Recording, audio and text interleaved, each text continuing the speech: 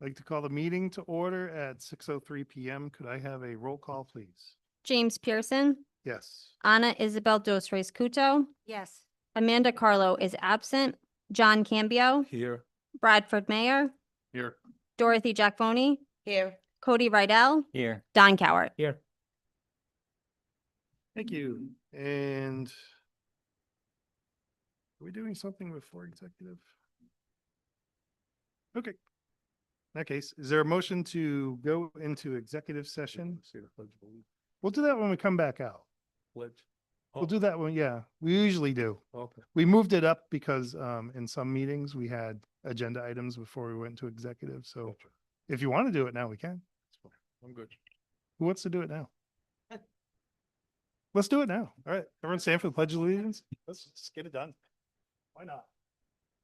I pledge allegiance to the flag of the United States of America and to the republic for which it stands, one nation, under God, indivisible, with liberty and justice for all.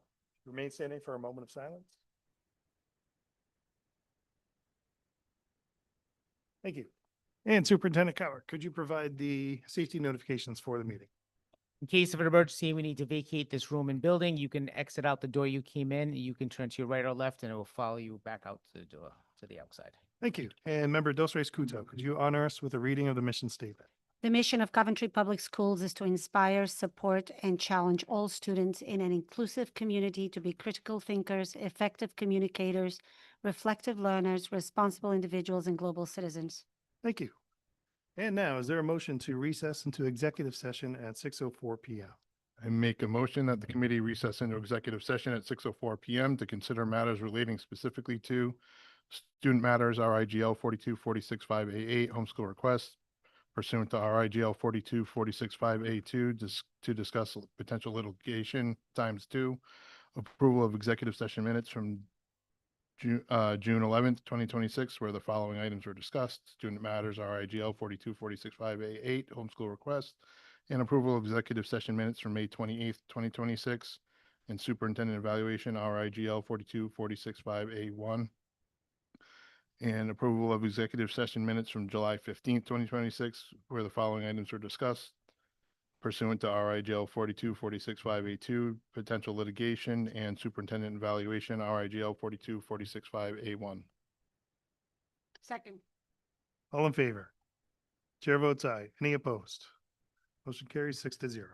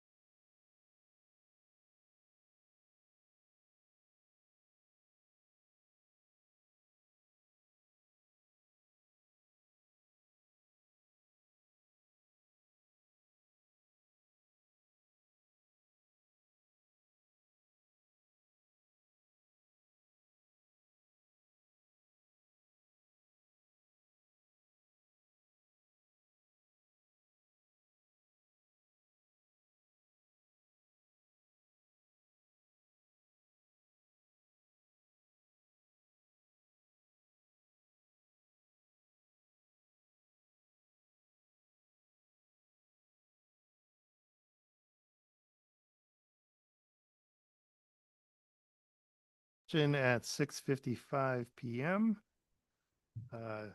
Executive session report. In executive session, 3 votes were taken. The first to approve homeschool requests, the second to approve the executive session minutes of June 11th, 2026, and the third to approve the executive session minutes of July 15th, 2026.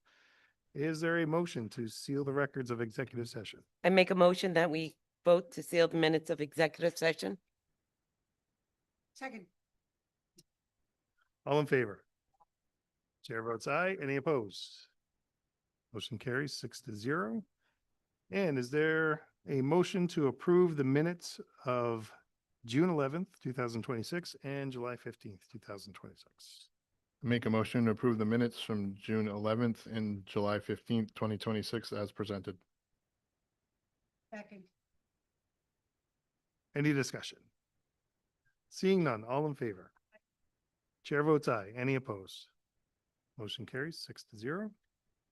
Next item is citizens' comments for topics listed on the agenda. If anyone here would like to speak, please step up to the podium. I see no takers. Is there anyone on Zoom? One person. If anyone on Zoom would like to speak during public comment, please raise your hand and wait to be called on. Going once, going twice, 3 times, and citizens' comments is closed. No, it's like a game show. All right. Next item on the agenda is wellness presentation for discussion.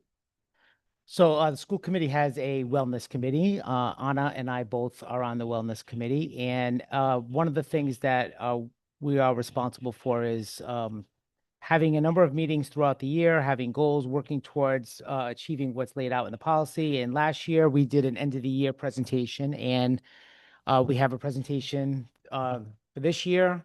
So I have Courtney and Paula, who are both here. They're also members of the committee, and they have a nice little presentation. And at some point I may jump in and Anna may jump in because we're both also part of that work. Yes, please do. All right. So the social committee, we meet a few times a year. And we discuss, we have a few different subcommittees to discuss social emotional wellness, student and staff wellness, physical wellness, and nutrition.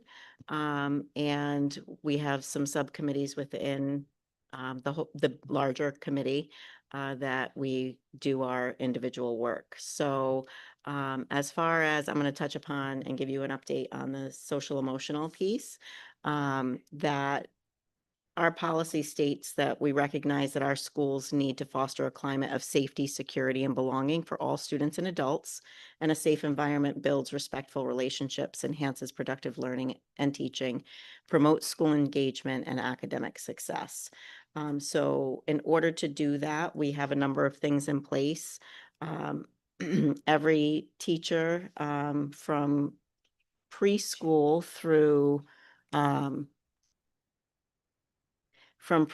through grade 8 have access to the second step curriculum. Are we out of order? Yeah. I kind of swapped it up a little Okay. bit myself, so. Yeah, right there. So we have the second step curriculum, which is social emotional lessons that students, that teachers can do with students to teach skills for emotional management, situational awareness, academic success, and empathy. And they all have access to these materials, and they have time within their teaching day to address these skills. The other piece that we have in place is called Ruler. We have a partnership with the Yale Center for Emotional Intelligence. This is an evidence-based social emotional framework that is on the premise that emotions drive attention, learning, decision-making, and student achievement. And developing these emotional skills directly enhances academic performance and reduces learning barriers. So all buildings from elementary through high school have trained implementation teams that are all at various stages of rollout. Our high school, and I'll go into this on the other slide, there's a lot of overlap between the social emotional wellness subcommittee and the staff and student wellness committee and what we implement. So there's information on the other slide that kind of overlaps here, but so I guess I'll save that then. PBIS, every building has a positive behavior implementation system that fosters a climate of safety, inclusion, and respectful relationships. It establishes clear behavioral expectations, teaches positive social skills, and reduces disciplinary incidents. PBIS creates a safe, predictable, and supportive environment for students to feel secure and succeed academically. And Ruler and PBIS they're very complementary to one another. PBIS provides the behavioral structure, while Ruler provides the emotional understanding and skills. So together they create a more holistic MTSS, multi-tiered system of support. We also have, over the past couple of years, utilized DESA, which is a screening tool to assess social emotional competencies.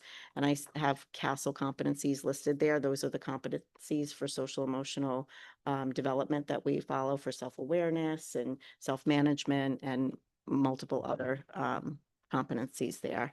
And it shows educators this screening tool, the DESA, shows educators exactly where gaps exist to provide support and instruction. So we don't screen every student. We screen students that we may have some concerns as to why they have, a higher incidence of behavior difficulties, or they're having some social emotional, difficulties within the classroom. So the teachers can screen and see where the gaps lie so that we can put interventions in place to address it. So whether it's a whole class lesson to address a broader issue within the classroom that multiple students may be having, or if there's a targeted student that needs a little more support, we can get our mental health support staff involved for more targeted interventions for those students as well.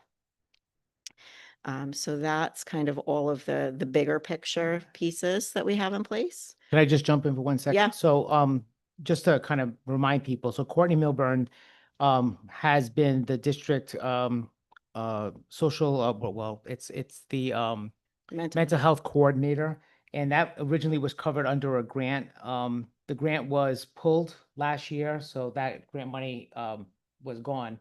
But we found a way to keep her in the budget and to keep her in her position, because all the things she's just talked about and all the leadership that she's done with the buildings in terms of supporting students and interventions and staff wellness and student wellness and curriculum development has been probably the best it's been ever. And having a point person responsible and helpful and supporting student and staff wellness is, I think, paid off a lot for us. So these are some of the things we talked about during budget season, and making sure that we had the right people in the right positions with the right kind of training to be able to support student success. And then, moving on to student and staff wellness, that's going a little bit more in depth to the bigger picture pieces that I just talked about. That, as I mentioned, all schools have implementation teams trained in Ruler. Washington Oak and Western have rolled out to staff and will roll out to students this coming year already. The middle school, Black Rock, Hopkins Hill, and Tioga have begun planning for their rollout to staff for this coming year.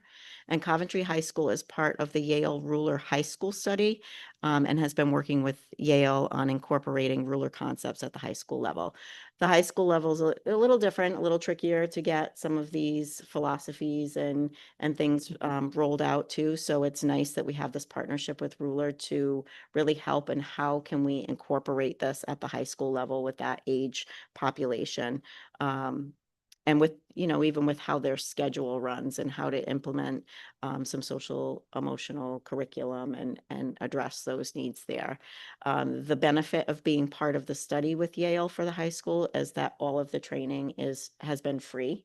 So it did have savings for us. We didn't have to pay to have them trained. And as Don mentioned, all of the training was covered through the school-based mental health grant that we had as of the end of last December. Some of the other things that we have in place that have benefited students and staff, we have P2P as peer-to-peer. and that's at Coventry High School, and the middle school just started a peer-to-peer. It's through the Chris Collins Foundation and the University of Michigan Depression Center. It's an evidence-based student-led program that seeks to raise awareness of mental health conditions, fight stigma, and encourage help seeking when necessary. And both of our schools, the high school and middle school, have social media pages for their peer-to-peer where they send positive messages.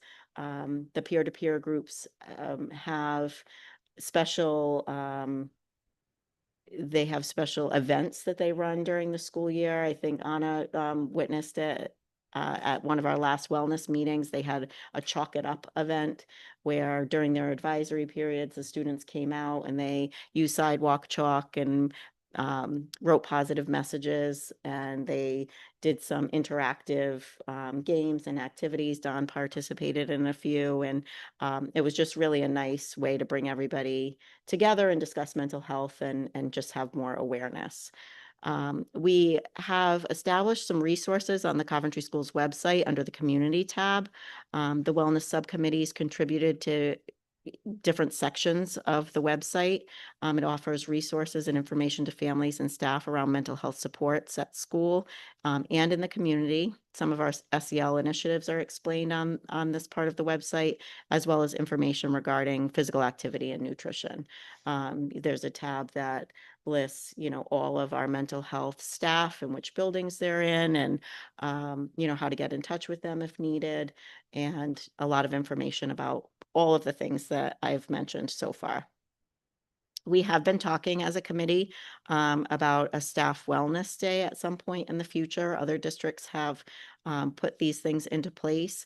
It's looking into a day focused on staff wellness that provides a menu and a schedule of activities that prioritize self-care for our staff. Some districts brought in local yoga studios, fitness classes, nutrition seminars, food trucks with healthy food options, just a day to focus on the staff. So that's something that we're hoping maybe in the future we can try to incorporate at some point.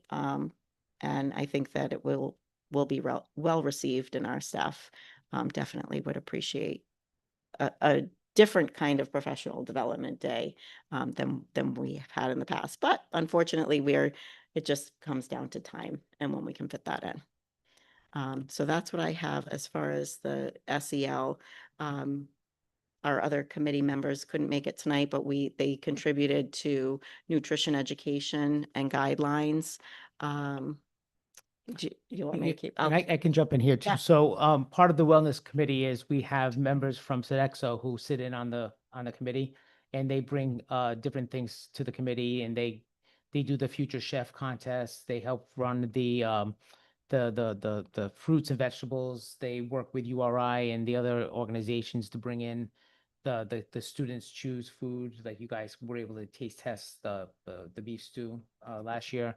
So they're involved with everything we do, because a big part of the wellness policy has to do with nutrition. And so we're going to continue that focus. But the other thing that came out of it, which is probably equally as important and probably a much bigger lift, is that we're also talking about putting composting in at the schools. And that's a little bit more of a lift, because it's a retraining of students and staff in terms of what they throw away, how they throw it away, but then also for us to partner with someone who's going to take the compost away, because you're not going to put it in the trash. But one of the Rhode Island regulations basically talks about, implementing either reusable or compostable trays, and also compost stations at the school. So we visited a school in Smithfield that has been doing this for a little while. If you look at the slide with that's up there, basically that's like a station they set up, and the kids run it. They have like lunch captains, and they have a team of students, and they man the stations, and they're very proud, and they wear t-shirts, and they do a great job. So we're going to try to implement at Hopkins Hill next year a full composting model. The company that is going to take the compost away is going to do it for free the first year. So that's a nice added bonus.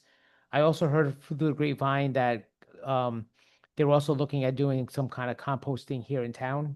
I don't know how they're going to do that, but maybe that's something we could partner with down the line. And then at the other smaller or even bigger elementary schools, we won't maybe start with the composting, but we could start training the kids in terms of separating their recyclables and their liquids and all the things they have in their trash. The We're on next, Phys ed now? yep, Or do you have anything else? No? Phys ed? Yep, I'll do it if you want me to. Yep. So Hopkins Hill, Julie Marin has been wonderful with working with Playworks and building a junior coaches program there, which empowers the children to help run the recess. So if there's children who are not actively participating, they encourage them by starting a game or coaching them how to join in with others. It is a very successful program there. I did try it once a long time ago when I was the assistant principal at Washington Oak, and it did work. So I would like to see that come back and make more of our students leaders and supporters at recess. And didn't you have visitors come to your school this year? It's coming. Yeah. I can't wait. So Playworks has been very involved for years in the town of Coventry, where they've come and trained our supervisory assistants on how to make recess more fun, organized, both inside and outside. Because I have a large school and because we don't have connecting doors like other schools do during indoor recess, it's really tough. So I spent a lot of time over the last couple of years going to the seminars online, and because of that, we, can you go ahead? One more. This year, we were rewarded with a visit from Bryant College, Bryant University athletes. So you can see that top middle picture. There, the kids in the middle, and then there is the Playworks person to the left, and then Karen from the State Department came as well. She's also a member of the Wellness Committee. So it was fantastic. Just, I don't know who had more fun, the college kids or my kids, because they just joined in and played games and swung on swings and went down slides. And the younger kids just thought they were amazing. Like they were asking for autographs, and it was just incredible. But I it was love that picture in the corner with the boy. with the holding the hand. I had to, Oh my yeah. Gosh. I know, it was just, yeah, yeah. They also shared a lot of, like at the beginning of recess, we brought the kids out after lunch and they just stood for a few minutes. And the college kids talked to them about not giving up, reaching for their dreams. If something doesn't go right on the field, how do I handle that? How do I overcome that? What kind of decision do I make? How do I talk to my teammate who I might be mad at? And then they actually modeled it on the field with the kids if something came up. So that was fun to watch as well. And we got lucky. It was a gorgeous day. And we just had a blast. So partnering with the community is something that we're going to look into. We actually talked on the wellness community about committee about maybe bringing back the high school kids. So on those early release days, maybe bringing back some of our own sports, our athletes from the high school to come and play with the kids and teach them as well. So as we finished up the year, we started thinking about next year. So, our big things are, like Paula just mentioned, working with the community, trying to get the composting going at the schools, trying to figure out how we can implement a wellness day for the staff. And then the other thing we talked about just at the very beginning, but we need to kind of do a little bit more work, is that, when our kids graduate from Coventry High School, they have a number of graduation requirements that they have to do. And some of the things are called ALTs, which are these alternative learning tasks.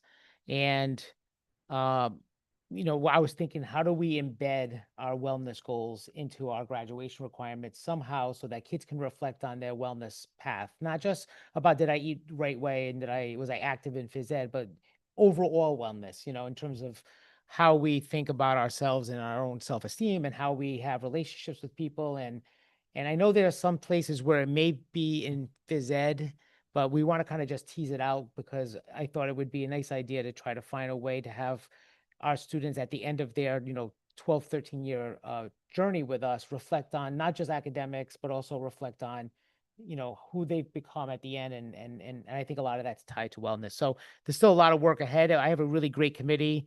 They do a lot of work outside the 4 times that we meet. And it's been a pleasure working with them. And thank you for coming. I know it's the summer, so I appreciate that quite a bit. Don't move yet. They may have questions. Thank you. Any comments or questions from members of the committee?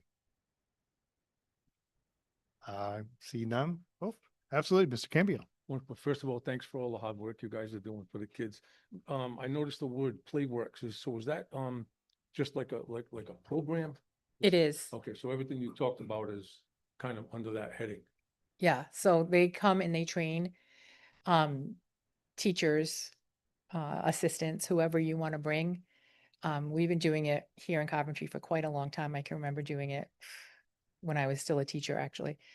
And it's just a great program. They just teach you how to interact with children, how to get their attention, how to, without raising your voices, how to keep them engaged, how to, something as simple as they did one over the summer called Peace on Earth, where you just literally put your peace sign up in the air and you go down and touch the ground and all the kids just freeze and do the same thing. So rather than blowing a whistle, or they just do that and the kids know they automatically do that. Got it. So. Cool, thank you. Any other comments or questions?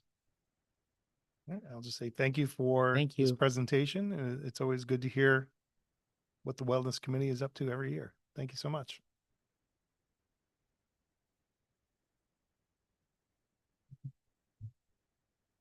Moving on to the next agenda item, item C, Superintendent Goals 2026 to 2027 for discussion. So I'm going to just jump right into this and I'm going to try to be, you know, streamline it a little bit and then I'll just take your questions. So, you know, in my evaluation process, which I really, I do enjoy, even though it seems like there's lots of little components that all come together at the end to kind of have something that I can work towards means a lot to me. So I appreciate the feedback. I appreciate the opportunity to kind of, you know, grow. I always try to package my goals in a way that makes them feel relevant, not just to me, but also to the staff, also to the district. And I really started thinking about some of the feedback I got and some of the things that we've been working towards. And I was playing a little bit with, social media because you can pretty much make anything now on AI. So, I was kind of thinking about for the last few years, it was really about, establishing some stability, whether it had to do with finance, had to do with academics, had to do with anything that is going on in our district. But now thinking about growing and sort of amplifying the excellence that's happening here outside of the district. And so that was kind of a theme that I landed on. My goals, I have 3 goals, and they should be very familiar with you because we've talked about a lot of these things a few different times. It's actually my 3rd or 4th version. My first version, I had kind of drafted some goals after I did my end of the year goal review as sort of like what I could do next based on what I had seen. And then I drafted a second version after I had gotten some written feedback, and then I updated again after our meeting last week to kind of try to bring in even more of what you were saying, so that what I put in here is relevant to the feedback I got. So goal 1 has to do with strengthening community engagement, governance, and public trust. I think the rationale is pretty clear. Coventry Public Schools' success is built on positive relationship. Building trust requires proactive communication, meaningful stakeholder engagement, transparency, and collaborative partnerships with the school committee, town council, family, staff, and community members. Comprehensive communication strategy will strengthen the public confidence while showcasing the outstanding work taking place throughout Coventry Public Schools. And then you can go ahead and look, I have the objectives. I'm not going to read every bullet, but objective 1 has to do with governance and leadership communication. That's my responsibility in terms of how I communicate to you folks, to the town, and how I keep you updated on what's going on in the district, not just at meetings, but outside of meetings. Community relationships and marketing, talking about how we engage our community, whether they have students in the school or not, and how we promote our school and the excellence that I talked about up top. And then family and community engagement, how do I get feedback from the community to inform our decision making so that we have stakeholders that feel that they are actively involved in the direction of the district and which way we're going. Then I just put in some indicators for success, looking at increasing communication updates, building in regular one-on-one meetings with the school committee members, scheduling some presentations with the town, increasing engagement across social media and website platform, improving stakeholder survey results and student family testimonials, and get people to regularly support our schools through their shared experiences. I can stop there before I go to the next one. Any questions about that? My next one has to do with student achievement and organizational excellence. And the rationale is Coventry Schools has established a stable organizational foundation. Now the focus is on to accelerate student achievement while continuing to strengthen instructional leadership, school improvement efforts, workforce development, organizational culture. Success will be measured not only through academic outcomes, but also through increased opportunities and recognition for students and staff. And then my objectives had to do with student achievement, which is directly aligned to our strategic plan and how we monitor that and then accelerate that. Leadership development, which doesn't always mean administration, right? We have lots of leaders in our district. How do we develop that leadership? Anybody who works in our district can be a leader. You don't have to have a particular title. And then student opportunities. How do we create more opportunities for our students so that they can, achieve, whatever it is that interests them and motivates them. And that's why we start talking about even more of a focus on career and tech and advanced placement and dual enrollment and all the things that kids get out of their high school experience before they graduate. And some indicators for success, obviously improving student achievement data, school improvement goals achieved, increasing attendance rates, increasing CTE enrollment, increasing participation in advanced coursework, which is already really very high in Coventry. Continue to work on ways to develop our leadership capacities and always increasing opportunities to recognize students and staff accomplishments. And then my third one, I think is super important because, of our current situation, is to make sure that I don't take my eye off the ball in terms of fiscal responsibility and transparency, and then that long-term planning and sustainability. So the rationale is basically responsible financial stewardship remains essential to maintain public confidence in ensuring that resources are aligned with student needs. Long-term planning, transparent budgets, and strategic investments will position the district to sustain progress while addressing future challenges. The objectives have to do with finance. I think that's pretty self-explanatory. How we maintain our budget, how we stay balanced, how we deal with our challenges. Capitals and facilities is going to definitely accelerate. We're doing so many projects right now, and there's only going to be more. And how do we maintain those capital and facility projects? And then how do we just make sure that we're transparent and that we're accountable for all the things that happen in the districts, whether it has to do with finance or just making sure everything is completely communicated to stakeholders, or strengthening our long-term forecasting. So indicators for success, continue having balanced budgets, post-year-end financial performances, continue to reduction in our structural budget challenges, position control system maintained, capital projects completed on schedule, multi-year financial forecasting, updated positive public feedback regarding budget transparency, and to continue compliance with financial and audit requirements. So I know I went through that fast, and I'm happy to answer any questions. You've had this for a little while, so if you've had a chance to look at it and you want to ask me something, I'm obviously, happy to answer any questions. Thank you. Any questions from the committee? Nope, I see none. I'll just say thank you for presenting this. It's always good to know what the next year is going to bring, and we look forward to an update mid-year and see how we're doing. Great, thank you. Thank you. Next item on the agenda is school calendar, school year 26-27 for discussion and vote. This one's pretty quick and pretty easy. The original calendar did not have the early release days for the high school, and the high school builds their early release days based on their calendar of their schedule, because we want to make sure that certain types of classes are happening on certain days. So the pink squares that are in the calendar itself, and then in the middle of the calendar, just represent the CHS early release days. And the only other thing that will come before you at some point is I submitted to the Department of Ed again for the third or fourth year in a row the waiver, because we have more instructional minutes. That's what allowed us this year to not have to make up days with the snowstorm. So I submitted my paperwork for that. Jackie helped me pull it together. We need to update the document quite a bit because it was new start and end times for all the schools based on transportation. So once I get that approval, hopefully soon, I will update the calendar with some inclement weather days, and then we'll pretty much be all set to go. Thank you. Any comments or questions on the calendar? Member Jack Voney. Just a thought. I know there's not a lot of room on here. Would it be to our advantage to also put when the school committee meetings are? Or a simple line, school committee meetings, please, and have a link where they can go to? I think that's a phenomenal idea. We absolutely can do that. Okay, 100%. that way 100%. at least now they. No, I think, I can't believe we haven't thought of that yet. So thank you. That's a great idea. Write that down. Any other comments or questions? That is a good idea. Will it improve attendance? We hope so. That's a discussion of vote. It is a discussion of votes. So is there a motion to approve the school calendar? Make a motion to approve the school calendar for school year 26-27. Second. I think member Dos Reis Kuto got that. All in favor? Oh, I'm sorry. Go ahead. This be before the changes or will we? There'll be another version.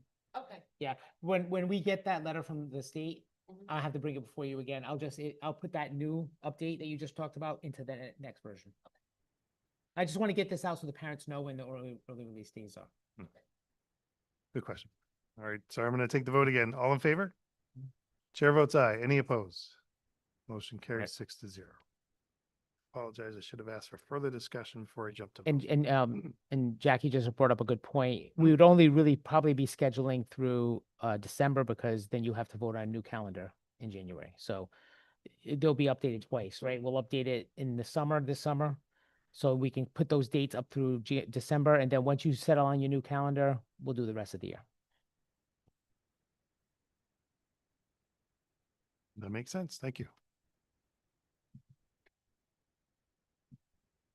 Next item on the agenda is RIASC dues for discussion and vote. I guess I will take this one. So this one is, we should be voting on this every year. So every year we'll get an invoice from RIASC. And as a reminder, this is more of a school committee cost, not a school district cost, though the school district pays for it. But RIASC membership is our membership. So it's appropriate to bring this before the committee. That's, I don't want to, oh, did they shorten the timer? That felt totally tight. Yeah, the normal. Someone send an email to Kevin. Yeah.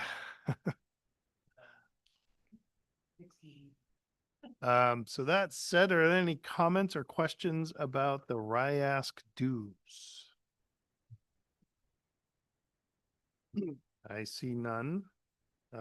Okay, so I will do the full disclosure. I asked Mr. Duffy, the chairman of RIASC, or the director of RIASC, sorry, to kind of send over a plan, because in my opinion, they've kind of scaled back a lot of their training opportunities over the past few years. And I didn't really get a response with any substance to it. And I'll just leave it at that. So is there a motion to approve the RIASC dues?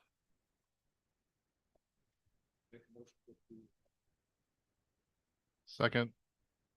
Any further discussion? Seeing none, all in favor? Any opposed? Aye. So motion carries 5-1. Next item on the agenda is fiscal year 2026 fourth quarter budget update for discussion. I'm going to present this, and I just want to ask if it's okay. You have a lot of documents in this part of the folder, because we provided everything from May and everything we have up to this point through June. I'd rather kind of take it from the point of looking at June, because anything that's in May is also in June, right? Because as we go through the year, it all accumulates into the next month. So anything that's embedded, anything that was pointed out in May is embedded in the June. So if you want to orient yourself to the budget summary, that is for June. And I don't know, Jim, if you have that one up. So just a few things to point out as we get to the end of the year. First thing is that this is preliminary, because we can't close out the year until really the end of August. And I just want to remind the committee, the reason is We have something called the accrual for salaries and benefits. So our teachers, our employees, they get paid the entire year. They get 26 payments. And the July and August payments are accrued back to the previous year because our fiscal year ends June 30th. So June 30th, 2026 ended our fiscal year. July 1, 2026 started the next fiscal year. But there's 2 checks that come in July and 2 checks that come in August that you have to get accrued back to the previous year's budget. And even though that accrual process, we have a decent idea in terms of budgeting of what that's going to look like, we don't like to give our finals until we have done all the accruals, because then we know exactly where we're landing. And salary and benefits are probably 2 of the biggest drivers we have. And so we don't do a final June until we get that all squared away. But there's a lot of other things we can look at. I will say there's a lot of good things, but there's at least 1 or 2 things I want to point out that I think are important to not lose track of. Our Medicaid revenue is up. Last year was already up, and this year is up a little bit more, 103% and that's assuming we've gotten everything in. There might be something lagging that hasn't been calculated in. The other revenue, where it says other, has to do with the interest income off of accounts and rentals and things like that. That's up 123%, which means it's 23% higher than what we forecasted it to be. So that's a good thing. So our revenue came in a little bit higher. That's always good if you want to compare it to where we were at this point last year. Obviously, Medicaid was very, very far ahead, but we even exceeded both Medicaid and other from last year to this year. Under expenses, I kind of explained it. I kind of explained salaries and benefits to you, so you know we're kind of lagged on that until we get the accrual done. But I do want to point out purchase services and supplies, because these are important. So our electric bill came in much higher than what we budgeted for. I know Chris talked about that at the last meeting, but I want to bring it up again. There's 2 things I want you to kind of be aware of. When we signed on to do virtual net metering with Kearsarge, we set up a system where we pay Kearsarge. Kearsarge has collected the credits off of the solar panel that get applied to the Rhode Island Energy bill, and then we get a bill from Rhode Island Energy. And whatever the difference is between what's been applied in credits to what we owe is what we pay. What we've learned the hard way this year is, and I talked to the town manager, and I think they might be experiencing some of the same thing. These credits don't always apply in a uniform way, in a consistent way. So you can have months where there are no credits. Then you can have months where you have so many credits, your bill is 0, and it rolls over. So what it's created for us is very inconsistent forecasting in terms of what our bill is going to be. Layer on top of that this was a really cold year. Electric and natural gas were much higher than we budgeted for. So we overdid. I'm just going to be transparent. We went over budget in both those areas. And so what we need to do is, I wanted to kind of point that out to you. What we need to do now is, as we finish out the year, is to see where we can cover that from other places. So let's say our salaries come in a little bit lower than we originally budgeted for. We can transfer to cover that, right? And let's say our out-of-district tuitions for CTE came in lower than we budgeted, which I think they are. We can transfer. The big one is the DCYF. We budgeted a lot for DCYF. If that comes in lower, we can transfer that to cover. We may be able to cover the whole thing. We may end up with a shortfall of, $100,000. We could end up in a positive position. It all depends on how the year ends with the accrual and with the benefits and the invoicing of DCYF and electric and natural gas, all the utilities. So I just wanted to put that on your radar. We're not worried yet, honestly, because it's not at a point where we feel like we are in a situation where it's so tight we're not going to be able to make some adjustments. And we've already made some adjustments in our budgeting in other areas to help cover this. We've been looking at salaries and benefits of the employees that we have now, and new hires and things that we've done to be able to cover this. So it's important. This is what happens when we don't have an audience, right? The lights go off. We might have to go sit at that end. Yeah. So I just want to put that on your radar. Now, I'm not going to call this good news, is, but this is not a shortfall deficit situation. It would cut into our deficit reduction. Because at the end of the year, we're looking to have a 976,500 or 900, I don't have my glasses on, $930 fund balance, right? That goes towards paying our deficit down. We want that number or higher. So any shortfall comes out of that. It doesn't become a deficit, if that makes sense. The good news is because we realized that this was coming together, we've already updated our 27 budget. So we're tweaking our 27 budget already to make the adjustment for higher costs for natural gas and electric. Even if it comes in lower, we're making the adjustment so that we're not in this situation next year.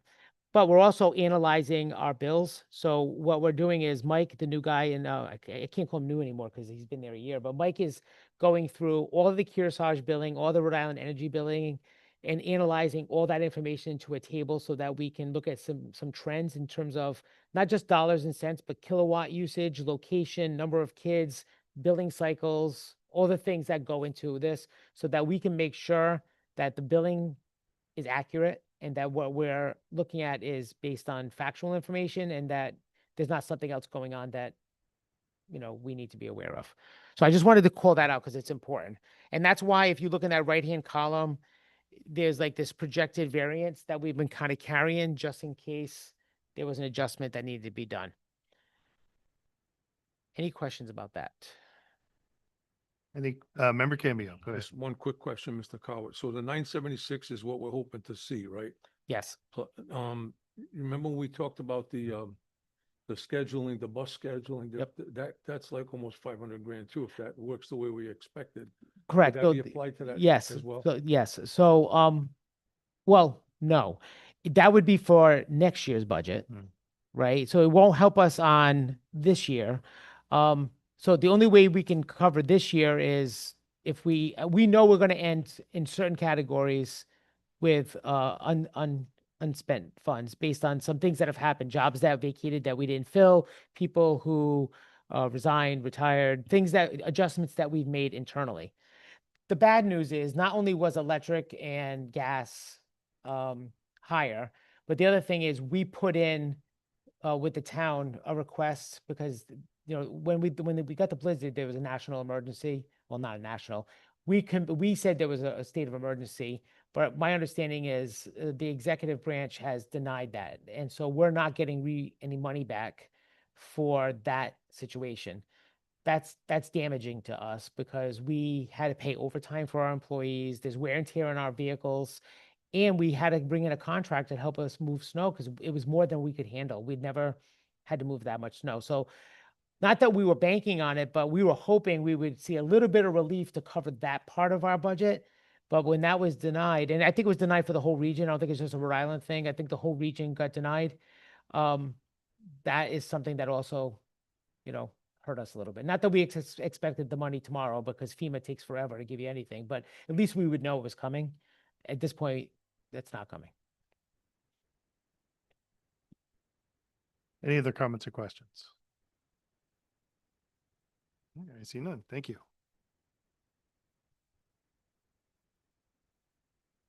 Moving on to the next agenda item, transportation update, 1 boundary lines, 2 bus stops, 3 route adjustments for discussion. Yes, thank you. And I'm going to have Amy come up at some point to the podium because she's going to be able to help me a little bit too. So Mr. Cambio's excellent transition into this topic. So, you folks have been on this ride, pardon the pun, with me for a little while in terms of how we're going to make all of this efficiency work. So we've been working with the bus company since the spring, but we have regularly scheduled meetings with them where we talk about what's going on, what are the updates. We don't want anything to be like an August 31st surprise. We want to know everything so that when we put out those bus stops, we're ready to go. And so as we've been having these meetings, different topics have come up. And it's important for you folks to know what these topics are. Nothing here is like set in stone, like this is, absolutely going to happen tomorrow, but these are things that you should know about. And at some point when we're able to kind of put some finalization to the schedule, at that point, we'll know for sure what things look like. But there are some things that we're going to probably adjust in our transportation. And I think it's all for the good because it's about efficiency. The good news is the old system that was used to build the routes is not being used anymore. They have a new system. So Mandy, who works for the bus company, is literally creating this schedule from scratch, which is giving her the freedom to kind of really input things in a way that doesn't require her to keep changing what she already has. It's like a new system. So my topic was basically 3 different things. We want you to just get a little bit of an update about routes, bus stops, boundaries, because there's things that we feel like those conversations need to happen with the school committee in public. So I'll go through and then Amy, just jump in at any point. So the first thing we want to talk about is so far, after only this month, we have 4 full bus routes eliminated. Our goal was 5. Mandy did not say we're not going to get 5. She just said, I can identify 4. We're still working on it, right? Because she still has some parts of the schedule she's doing, but she feels pretty good about 4. So the question was like, how did that come to be? How did we have 4 buses that we were able to cut? I'll start it, but I'll let Amy chime in because Amy knows Western way better than I do. But the roads in Western that we have traditionally had bus routes on are challenging for a variety of reasons. And some of you that live out there know they're narrow roads. Some of them are windy. Some of them don't get plowed. And our buses are the very first vehicles to go down those roads because they haven't been plowed. They also, some of them are not paved well. So what happens is it's wear and tear on our vehicle because it's dirt and gravel and stone. So we are looking at a few different roads that we are going to probably try to handle differently. Do you want to chime in here, Amy, a little, or do you want me to keep going? No, that's fine. If you want me to chime in, some of these roads are really narrow and there might be only a few students on each of them. So they're dangerous and they take a long time to go down and they're not well paved. Tillinghast, Lewis Farm, Perry Hill, Pass Long Bridge, Cars Trail, and Susan Bowen are all very, very narrow, very bumpy roads, and there's only a few kids on them. And so for the middle school and the high school, they're going to be asking those students to meet at certain cross points of those roads, which fall within our policy, rather than the buses to travel down those roads. So that's one of the efficiencies that they're trying to make happen in the Western area. And it'll allow us to have some valuable minutes because it takes such a long time for those buses to go down there. Between if they meet another car, they have to stop. And it falls within our policy. So they've asked on those particular roads for high school and middle school students to be able to come out to the ends of those roads. And so we're going to get deeper into this in the presentation. So there's a lot of places where we're looking at, and not just in Western, like in town too. There are roads where there are crossroads, and instead of sending a bus all the way down a long road, we can pick up on the crossroad. I'll give you an example. There's Reed, and then there's Fairview, and there's crossroads in between. Instead of us going in and out, we can pick students up at the Reed intersection or at the Fairview intersection. And it's still well within our policy in terms of the walking distance for elementary and for high school kids or secondary kids. The other thing is our bell times. You voted on this. We talked about this. We changed our bell times. We're also looking at the high school in terms of how they load and unload students. Right now, if you've ever been to the high school during dismissal, the buses come all the way into the circle, load up and go out. But we're dismissing drivers almost at the exact same time. And the drivers always get a head start on the buses. And so it's hard to get out of the high school at the end of the day. Even if there is no detour, the detour made it much worse, but even if there's no detour, it's hard to get out. And so our buses are always behind the cars. And so now we're going to look at loading our buses on the side, on the side of the building near the fields. So they're going to be lined up, pointed towards Clubhouse, and some other drivers can go, but there'll be a point where the whole drivers and buses will all go out. And the goal is to get some of our buses out onto Tioga much quicker so that they can flip their route to the next level. And then we just talked about, and we'll get into it more, some of the efficiencies with bus stops. So Mandy and I and Amy, we met a few times. Like I said, we talked about condensing bus stops. So there has been some institutional finagling going on for years where bus stops exist now that did not exist before. For example, I'll give you an example. This happened to me and my family. My neighborhood, the bus comes in, she goes to the neighborhood, she comes out. My house is on the way out. the bus driver at one point started picking up my kids in front of my house. Because instead of making my kids walk down to the corner to get the bus when she's pulling into the neighborhood, she just get them on the way out. And then suddenly, for the next 12, 13 years, my house was a bus stop. My house was never a bus stop. It never should have been a bus stop. It just became a bus stop. That happens in Coventry all over the place. And Brad's nodding his head because he knows firsthand that happens in Coventry. So we need to kind of tighten that up a little bit.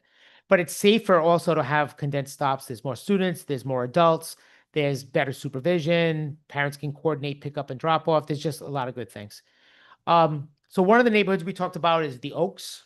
And I don't know all these neighborhoods really well, but Amy does because she knows everything about Coventry. So right now, the Oaks buses are going all the way down to Watercress and to Teakwood. And now they're gonna be cutting through Ironwood for the middle school and the high school kids. Do you want to explain what that means a little bit? Yeah, they instead of stopping in, as Don was saying before, in multiple places, it's going to have like a core stop. The other piece that makes it nice to have these core or these larger stops is when you have a substitute bus driver driving the bus, they actually can identify where that is instead of kids going, wait a minute, we stop here or we stop here. So there'll be set stops where buses will stop instead of some of those bus stops that Don was saying have just been created over time. And so Mandy talked about the fact that she was going to have lots of conversations with the drivers because these routes are changing and saying these are the stops and stops don't change unless, we have had conversations about this. MacArthur and Reed, this is actually one of the ones I was using before as an example. These, if you look at where the dotted lines are and you can see the arrows, so they're going to be going, Reed and Fairview, MacArthur students will come out on either side, depending on what they're closer to. If they're closer to Right. Fairview, they get picked up at Fairview. If they're closer to Right. Reed, they get picked up at Reed. But we're not going to go down those roads. They used to go down MacArthur and Godore Road, and instead they're going to make a loop around there, and the students that are in the center have to find the easiest stop for them on the outside. And we asked Mandy about the distance because her software allows her to measure the distance with her cursor. In some cases it's hundreds of feet. In some cases it's hundreds of yards. Some cases it's a quarter mile. It's well within. And for our high school kids, by the way, I think our policy, which is linked on the first page, if you want to look at it, I think for secondary is 1 mile or 2 miles. 2 miles. So there's a lot of flexibility with the older kids. And many of them don't take the bus anyways. They end up driving or riding with, family and friends. Wood Estates, Amy can probably take this one. So in the Wood Estates area, currently they weave through and make 10 stops for the middle school. The high school already walks. Instead of, weaving through, they're just going to navigate and make just a couple of key stops, and they have them blocked there for families or students to come out to for the middle school instead of, again, this is what Wood Estates is one of those areas where they make lots of stops. It's a safe area. It has lots of sidewalks that kids can walk down. And now they're going to have key stops instead of weaving through the entire neighborhood, which is lots of stop signs and lots of, ups and downs and arounds. And I know Amy mentioned this before, but I'll mention it again. This is one of those places where we have stops that weren't traditionally stops that are now stops. But when a sub driver is driving and they don't know what those stops are, parents get frustrated. My student's been outside for 15 minutes. Nobody came by. It's because the sub doesn't know that that's a stop because it's not on the list. And so doing this will also clean that up a little bit. Oak Haven. This is mostly secondary kids. It is all secondary. All secondary Yep. kids. Very, very little of what we're talking about really impacts elementary. It's mostly secondary. So it just talks about, CH kids will come out to Pilgrim Ave or to Tioga Ave to get picked up instead of us going Right. into the. So, in Oak Haven, right, everything comes out to Tioga. The high school students will all come out towards like the Tioga, Pilgrim, Laurel, Princeton Ave. They'll come to the end. So the people that are way down in like Baylor Drive, some of the Pembroke areas, that are far down, they're going to have to walk out towards the main roads, the more popular roads. At the middle school, they actually are going to have where the green is, they can either go to the red or the green, depending on what they're closest to. And that's because there's more middle school kids in there, so they have two routes that go in through the Oak Haven neighborhood versus in the high school, there's just one. A It lot of left the, kids. a lot of this efficiency is rooted in middle school, to be honest with you. High school ridership's not gigantic. Elementary, we're fine.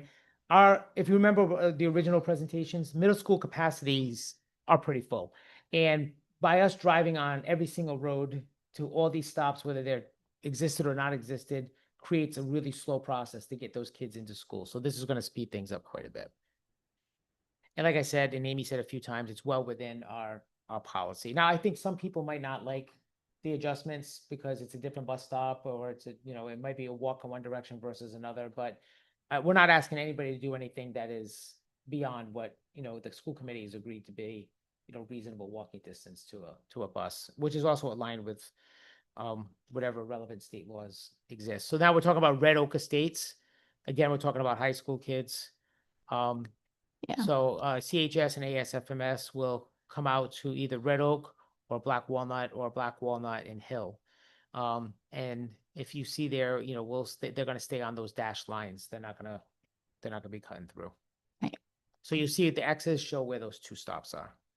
This is what we were saying before about the loading and unloading. I'm not going to read the whole thing to you again, but if you look at it, it just talks about how, and if you go to the next slide, Jim, it shows currently where those red dashes are. Can you go down, Jim? See the red dashes? That's how we pick up at the high school right now. And when we were dealing with the detour and making adjustments, one of the things that we found out quickly was how slow this is compared to going a different way. So the green where that little blue car is on the left, that's where the buses are going to do their. That's actually that's where the cars are going to be done. This is actually, that's how they're going to do it. The red goes further around. Oh, So I the see. buses are going to loop all the Oh, I way understand. around. That's right. There. And then they're going to be able to hold those cars and Right. when they pull out, right? So it's going to go further around the loop. It is. Yep. So some students, they'll know where their bus parks and they'll go out certain doors, could be on the side of the building or in the front. So they'll be able to bring more buses around and be able to leave quicker. Load them is what I'm all at saying. the same time. Because what Yep. happens now is the buses, I'm glad you remind me of that. So Down the we drive. have so many buses that when they stop at the Naughty Oak Room, because that's really the corner where they stop, many of the buses are still way down the driveway. And so those kids can't load until they get in front of the building. But if they go around the corner to the back side of the building, like Amy said, to where the gym is, you'll be able to load them all at one time. And like she said, they can come out many doors. So And by the buses lining up there, those two lots will be blocked with all buses. So none of those cars can leave until the buses are all gone. Right. So the only cars, that's why it's in green over there. The only cars that'll be able to leave before the buses are right there. So we can actually stop those cars. It's only one parking lot. We can stop them and the buses can go straight out. And then the other two lots will be able to leave. So cars don't get to leave in those two lots before the buses, which is important. It makes the buses run more smoothly. yeah, because if you look at the slide before it, in the afternoon, the buses need to get back onto Tioga before 2 o'clock. Right, for the whole thing to work, they need to get on the road by 2. So there should be plenty of time for them to do that. Right. Well, that's because now they're dismissing at 1:45, Mhm. which is perfect. So it gives them 15 minutes to load and get out, as long as we don't have those detours. Load and get out, and then they'll be able to get to the middle school by 2:30. Or get on to Tioga, Yep. and then to the middle school by 2:30. So the next slide talks about the middle school. We haven't worked all this out exactly yet. This was sort of and it's kind of like an idea of how this could be more efficient. So we'll be able to update you more on this, but this is something we're looking at, and it's just more about efficiency in terms of loading and loading and unloading students at the middle school. Black Rock and Tioga, those are the 8:45 to 3:15 schools. Black Rock is actually going to add a bus because one of their buses was almost an hour. It was taking too long. Yeah, It was going in too long of a distance. So people know that, we weren't just always looking to cut. We actually added the bus at Black Rock because they needed another bus. And Tioga's staying the same. So Black Rock's going, from 4 to 5, and Tioga is staying at 5. And then because we all talked about the efficiency that comes with changing start and end time, this first run, which starts earlier than the other run, is going to free up these buses to then go to Washington Oak or Hopkins Hill for their next part of their bus route. They couldn't always do that before. Like those buses didn't have enough time to get to Washington Oak or Hopkins Hill to be able to use those buses. So we had to put another bus on there. So now because of the change in the times, they'll be able to double up and do the first route of elementary and then another route of elementary. Yeah, think about it like a Black Rock bus finishes their route and then goes straight to Washington Oak. And by the time they get there, Washington Oak is just getting ready to dismiss. They can load the same kids onto that bus. That's the efficiency of using buses for many, many routes and not having to add more buses. Western had probably the biggest change of the schools in terms of start and end time. But because they're going to be able to drop kids off at the high school a little bit earlier, it means that we can get 2 buses that usually start picking up at 7:45. They can leave a little bit earlier and get right out there to Western. And then in terms of dropping at the middle school, we'll also be able to get those kids dropped off so that we can get out and pick up kids at Western and then, right along the Washington Oak line. The buses farther out towards Green can get, they can pick up more kids in less time and avoid, a lot of those challenging roads. So even though Western's time changed the most, I think they're probably going to become the most efficient because now we're looking at things a little bit differently out there.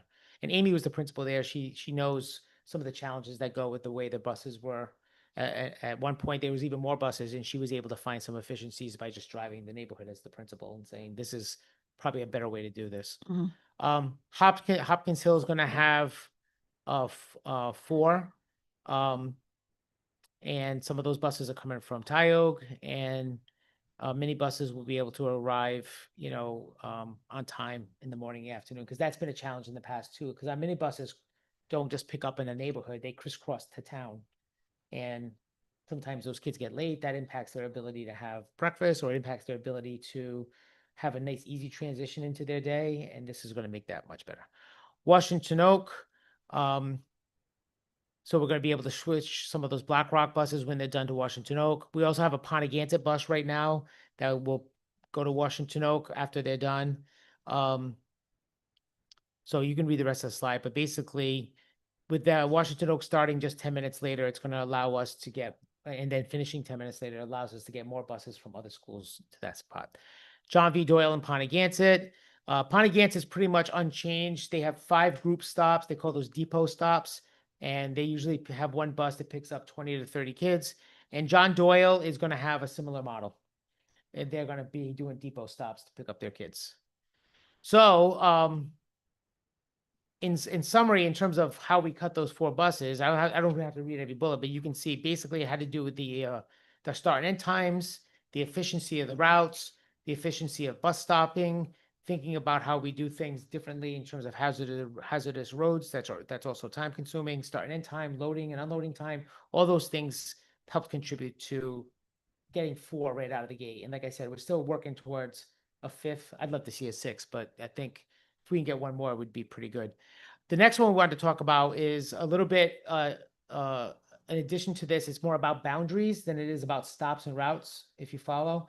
So if you look at this map, this section that's yellow, you can see on the right above it, it says WO, and to the left on the bottom, it says Western Coventry. This particular neighborhood is actually flopped between the schools at different times over the last number of years. At one point, that neighborhood was a Washington Oak neighborhood, and Washington Oak had, tell me if I'm wrong, Paula, it was like 5 in every grade level. We were chock full, and that neighborhood became a Western Coventry neighborhood, because we have buses from both schools in that area. So for them to convert from one to the other made sense.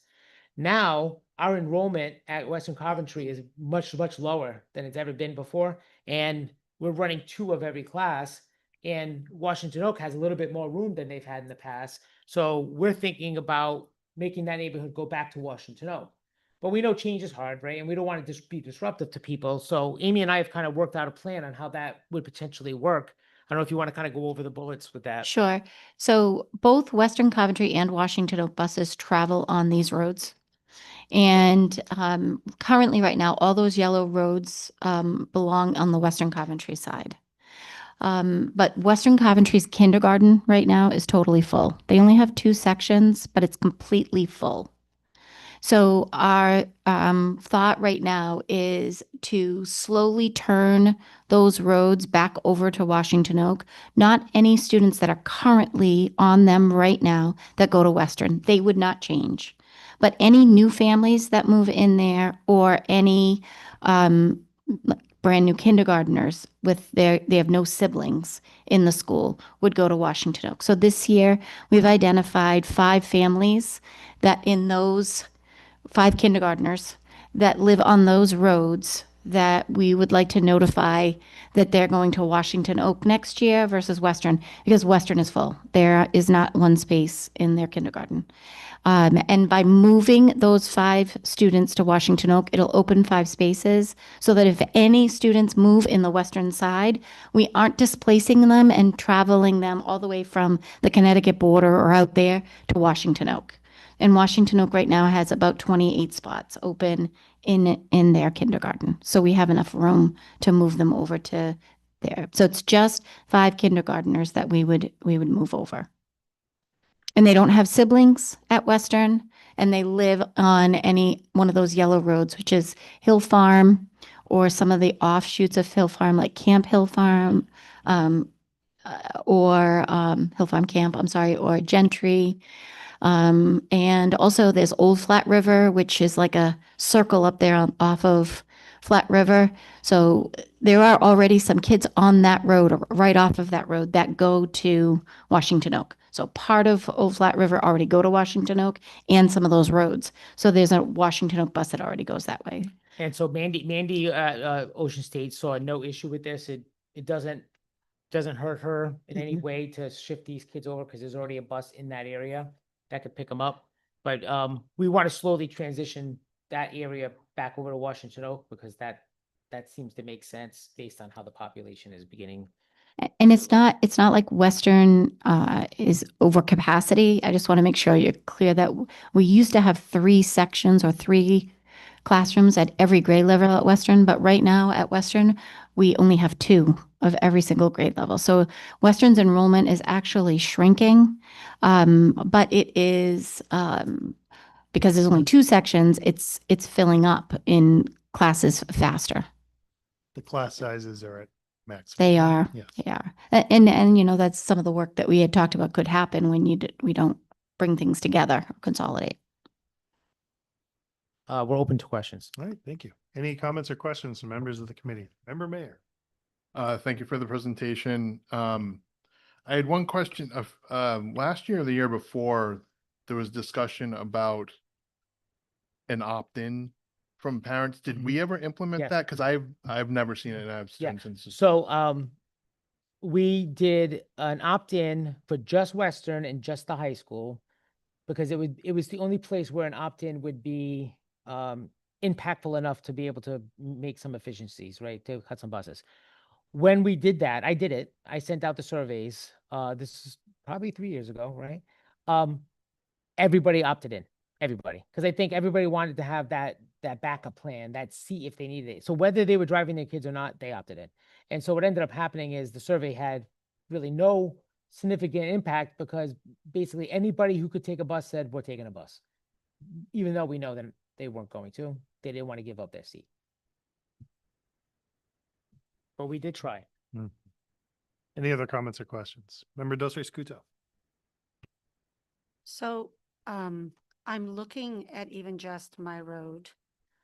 It does not have a safe pavement to be able for kids to walk if it's heavily raining, if it's snowing. Summer, you know, not so bad. It's high visibility and it's fine.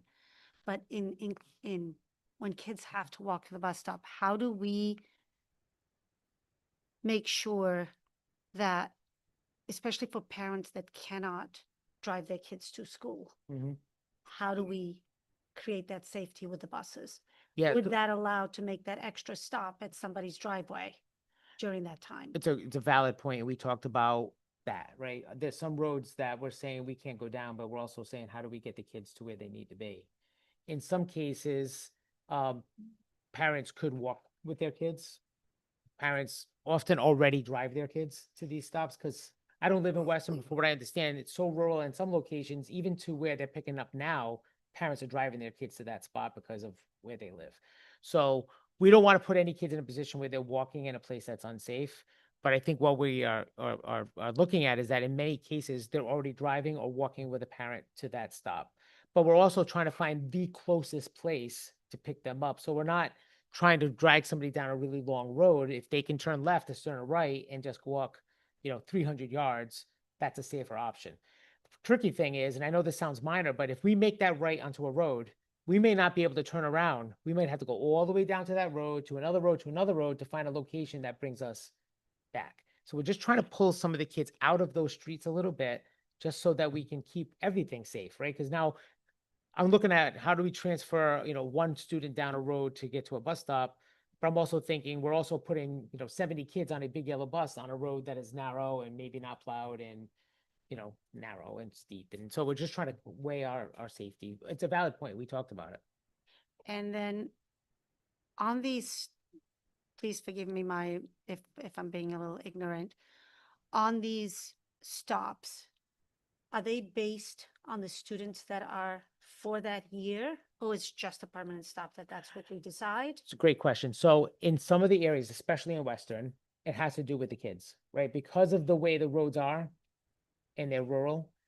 There are places right now where Mandy and Amy and I were on a call looking at a map and Mandy has all our enrollment in her system. Okay. And she'll say to me, oh, there's no elementary kids on this road. There's none. So we don't even have to worry about it. We just have, actually, we have one student, he's a senior.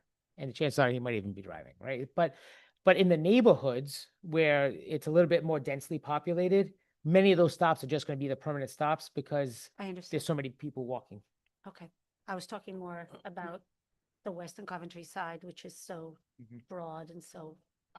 So to answer your point maybe further, if somebody were to move into a street like that and they had elementary students, we would obviously have to look at their pickup spot differently than a secondary student because our policy has, a much shorter walking distance. Okay. Thank you. Any other comments or questions? I will have the last question then.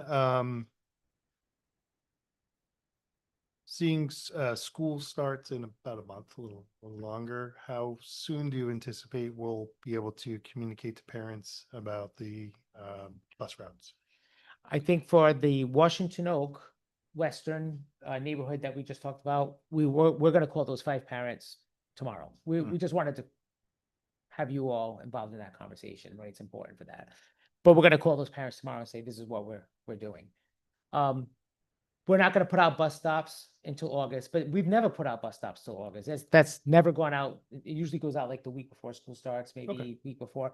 But if there are significant differences, we're going to want to try to get that out sooner, right? So we may, email certain families and say, just as a heads up, this is what's happening because your neighborhood is being treated a little bit differently. Because we don't want people to feel that if their stop changes or their walking distance, or for some reason that changes their morning routine, we want them to be ready for that. Okay. Yes, absolutely. So when we're communicating the bus schedule differences as well as the start times of the schools, right? Because a lot of people are going to be looking at our meeting. I'd rather that we communicate sooner than later, because especially if it affects, work schedules and they have to either have discussions with management or whomever, right? To be able to say, okay, I have to be at the bus stop or whatever, my child starts, and to have those conversations. Could we do that? Yes. Thank you. Any other comments or questions? All right. I see none. Thank you for that presentation and keeping us up to date on these changes. And I hope these efficiencies help I think they will. in every single way, including financially. Next item on the agenda is item H, approval of preschool handbook for discussion and vote. Yeah, I'll make this quick. You know, our usual process. It came to the policy subcommittee. We made some adjustments, finalized it, sent it to the school committee for approval. We've had a pre-K handbook. This is, I think, the third year. Every year it gets a little bit better. So we're open to any questions or comments, but it's just a vote to approve the pre-K handbook. Thank you. Any comments or questions from members of the committee? Member Jack Voney. When I was looking through all the handbooks, they normally highlight what changes they've made and added to them. I didn't see any. Is this like a final draft It is for a fi- everything? Because I had a problem trying to absorb it to what I was looking for. Yeah, I think that's a good point. So I think we probably could go forward and leave things highlighted. I think when we were done with the editing process, we kind of cleaned everything up and moved forward. I will say with the pre-K handbook, I don't know if we changed anything other than some start and end times and some slight language. I don't think there was anything so significant that, I mean, obviously it was mostly start and end time stuff. I don't think there was anything so significant in terms of substance of the handbook, but I do believe, I understand what you're saying. You'd like to see those edits so you know what's different. Like a red line version. Yeah, that makes sense. And then when we publish it, we can take the red lines out. Is there any way to send these back and have the highlights and come back? Because I don't know what I was looking for, because I was going through it and looking and I couldn't figure out what changes I was looking for. When I have the yellow, Mhm. it's a lot easier to go right to it and look at the language. You could, I will say, and I think Amy will chime in a second, but the other thing is we are trying to get the handbooks obviously prepared so they're ready to go for the start of the year. And we have one more meeting in August and we have middle school and high school on that night. We can definitely do it for those two. If you want to send these back, then you're just going to be voting on all of them at that night. Amy, did you want to talk about pre-K? The only thing I remember, because I was in that pre-K meeting, the other one change was at the end of that manual, there was the way that parents signed off on it was not as easy as it was for an elementary parent. So we changed it. So I do think that there was nothing really changed in the pre-K, but we can certainly go back and grab. I'm sure Allison has all of those changes. Do you want to speak In to the- elementary? While you're Yeah, looking? elementary, there was only one piece that we changed on it. I believe, if off the top of my head, it was on page 25. It was the yearbook club, and that change was, and then For students to participate. yeah, for students to participate, they had to participate in that club. I also changed the order of the school committee members by their districts, put them in a right order, and I fixed a link for the acceptable use and technology piece. That was the only changes we made on the elementary, unless Mr. Pearson or Mr. Mayor can remember anything else. I mean, I do have my notebook here. I can read them off. Change the front cover of the pre-K handbook to be in line with the other ones too. That's a superficial. Yeah, I will say that I think somebody might have even made a comment during that meeting that because we've been doing this so long, there were very few changes. Yeah. That it was very minor. I don't have Allison's changes, but I could certainly get those and send them to everybody if you don't vote on that. But I do have my notes. I did the elementary, and those were the only changes in the elementary. So I could fix that, and I can certainly also tell you whichever one you'd prefer. Yeah, I don't think we have to send it necessarily back to subcommittee. We could postpone the vote to the 13th. I mean, the work's already done, so it's just Yeah. delaying the approval. I am going to recommend a little bit of a cheat. Because you can either manually go back and find the old version and then try to create a red line version, or this is an excellent way to actually use AI, compare the two documents and have it put an output Okay. of what changes were made. It may or may not work right, but if the prompt is correct, I'm just trying to alleviate the Sure. burden on that. If you want, I could even do that. But I think that that's more appropriate. The subcommittee is not going to do anything with it. So it's just bringing it back with that additional information. Would that be something that would be helpful? I just think if changes were made, even if they're small, when I'm going through everything, I mean, I'm going, I'm like, wait a minute, where's the change? I just feel more comfortable knowing what was changed so I can look at it, read it, understand it, and then properly vote. I agree. It's something we haven't done with handbooks. I'm not saying we shouldn't. I'm saying it's a good idea. I think historically we haven't done it with the handbooks because they're, it's such a big document that tracking changes like that, just something we try to move quickly and never have done that, but we can certainly come back and if no one objects, we can postpone this vote to the 13th. You want to postpone all of them? So would we want you, I assume that means we want this for both handbooks. Is it 2 handbooks? 3. 3 handbooks. Athletics. So is there a motion to postpone the vote on the handbooks to August 13th? I make a motion that we postpone the vote till August 13th. Any further discussion? Mr. Mayor. I should have brought this up during policy, but one minor change I'd like to see made to the athletic handbook is to make the cover the same as the rest of the handbooks. Oh. That is a good suggestion. Absolutely. Go ahead. So mine is twofold. Instead of highlighting or showing on the document where the changes are, could we, for school committee benefits, so that we are aware and we're not looking, maybe perhaps do a summary page of this is what changed on this page, and this page, just an idea. And then when we print the handbooks, we print handbooks and hand these to the students, correct? No? So these are all electronic? I was just thinking that if we did print, there's a lot of white space that is just not necessary in even as you're following it along. Some of the stuff is going into page or it shouldn't go into page. And as a reader, it just not visually like connecting. That makes sense? So I'm just wondering if there's a bandwidth to just adjust the margins or I don't know, so that the reading flows much more consistently. That's all. Good suggestion. I like your idea. I don't know. It might be something we could consider this, and it might actually be some of the output I was talking about, comparing the 2 documents of Creating a 1-page summary. included in the handbook would be kind of a summary of informing not only the school committee, but it might be nice to inform parents about in the community about what has changed in the handbook in areas they may want to focus on if they're interested. That's a great idea.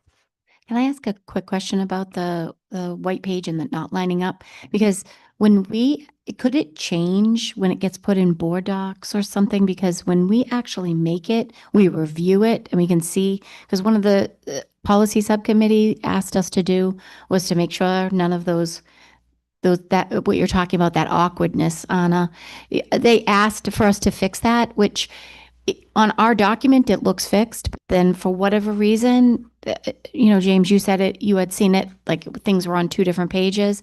When I sent it in the elementary one, at least, I didn't see that at all. So the platform and I don't think it matches, but the Word doc, the Word manual that I use actually doesn't look like that at all. Oh, okay. Yeah, that's certain types of documents. What I'm saying is we don't upload the Word, but convert the Word document into a PDF as what you see it and then upload it. And It won't let me drop a Word doc and it won't open. You have to put it in. There's been a couple times I've tried to, and Brad's mentioned to me, I can't open this, it won't open. Right. It has to go to PDF. No, that's what I'm saying. If I do diligent, and what I'm trying to say is I have to convert the Word or the Excel doc into a PDF file. Yeah, That's what they do. Then That's what we upload do. it to diligent. So it still breaks it and makes it with all this white noise. I guess. Yeah. I'd love to, if you open the one that I sent to Jackie and Dawn or whatever, it doesn't have any of those breaks in it, at least in elementary. But they told me at policy sub, that's what it looked like too. Post it on the website. It's It still does- going to be a PDF, but it won't be in this. It won't be in that form, platform. Maybe maybe it'll balance out. yeah, I just wanted to make sure.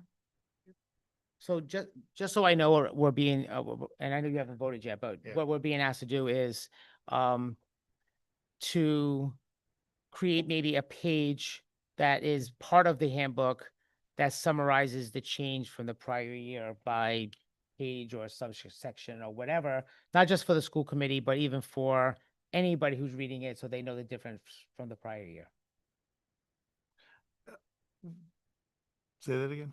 I'm sorry. So instead of us doing a red line or a highlight, we're gonna compare the document to come up with a single, mostly it's probably, it might be a 1 or 2 item list of things that are different from the prior year and insert that into the handbook as part of the handbook. So when you read it, you will know right away what's different between this handbook and the prior handbook. I think it's twofold, at least the way I heard it. So the first request is either a description of what's different between the Mhm. two documents, whether that comes in the form of a red line version Mhm. or highlighted, or a specific, sheet saying we changed this section to from this to this.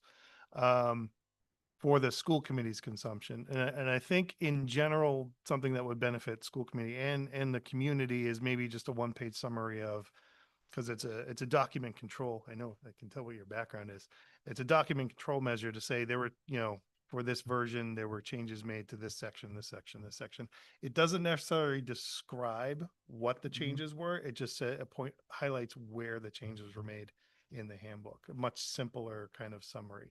But there's definitely, so there's two requests to know what the changes are specifically, and kind of a document control summary for parents and the community to know where to look. If there's a change to the discipline code, they know they can go there and look at it.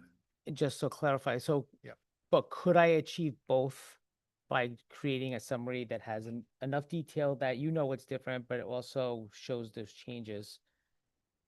Yes, you could. I guess my concern with a detailed summary in the handbook is, it depends on the year. Like this year, as we mentioned, there were minor changes. But practice moving forward, if there's a substantial amount of changes to the handbook, that summary could just be too long. Okay, I got you. That you add. Okay, that makes sense. Yes, Member Jack Boney. Just when we've looked at these before in the past, there was a highlighted section on some of the documents that we could see exactly what was changed. Sometimes. Yes. I think it's mean, inconsistent, I think is what I'm hearing. Also, the electronic, L, same thing. It's a read, discuss, vote. But I don't know where I'm reading that was changed. So what? Which one? On which, I'm sorry. L, Yeah, that's the second read. That's a brand new policy.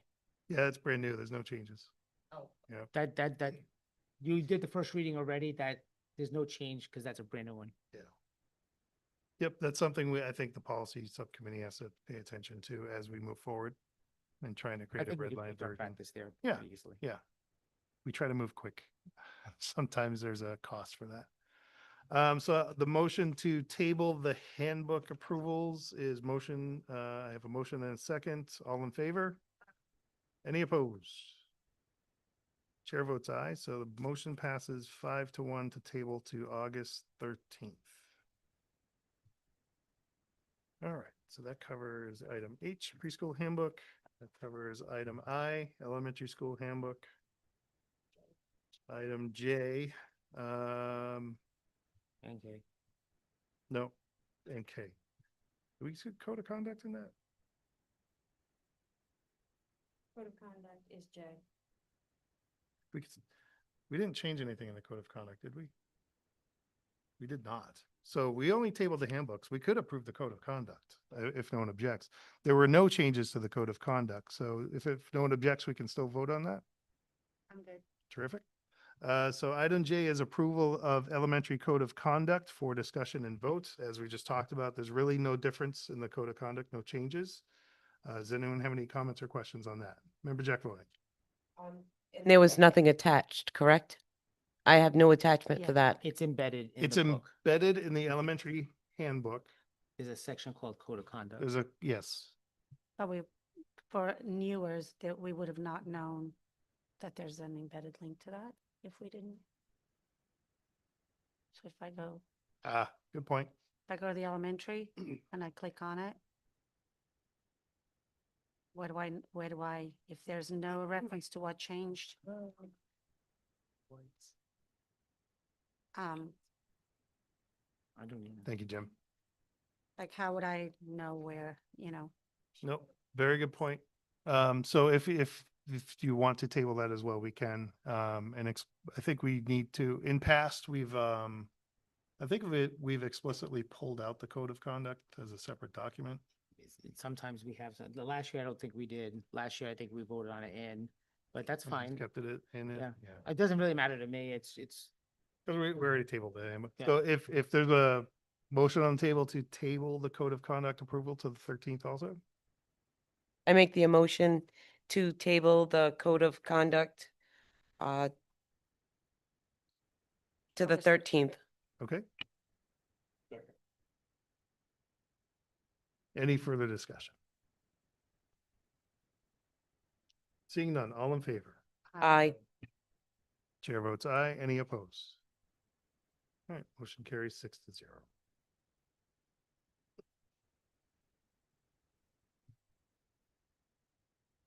So item K has been tabled already because that is the athletics handbook. We'll revisit that on the 13th. The athletics handbook actually did have some substantial Mhm. changes, so it'd be good to get a red line version of that. Next item on the agenda is item L, student use of personal electronic devices, JICJ, for second reading, discussion, and vote. I can kind of lead off, because it's been, probably a month since we did the first reading. The General Assembly passed a law in the 25 session saying that, to basically eliminate the use of cell phones and other electronic, devices, personal electronic devices in schools. And we needed to create a policy for this year. And so using the law and other, available resources, we drafted this brand new policy. And it's for implementation for the upcoming 26 school year.